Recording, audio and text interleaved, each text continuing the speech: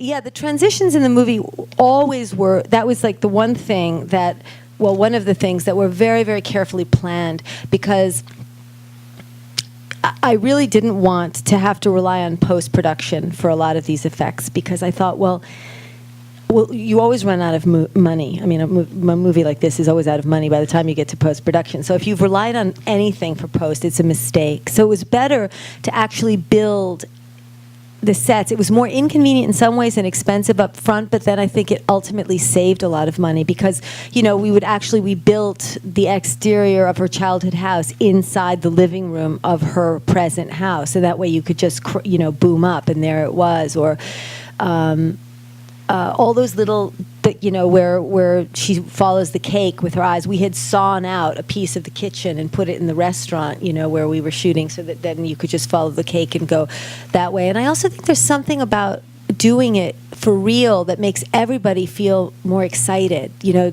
there's something exciting about really pulling something off, you know. Okay, I'll ask one more question, because I know the audience is ready to ask you questions. But you use voiceover. Why did you decide to make that choice?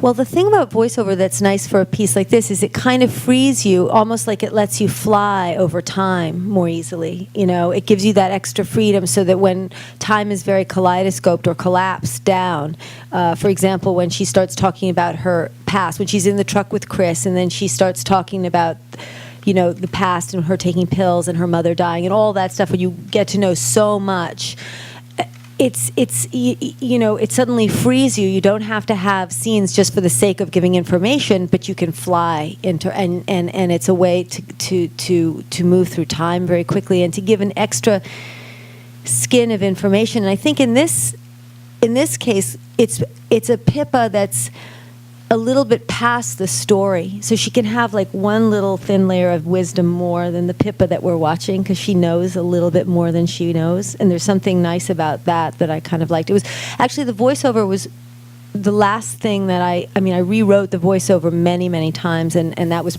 sort of the last thing that I just kept rewriting, because it was very important to me to get it right.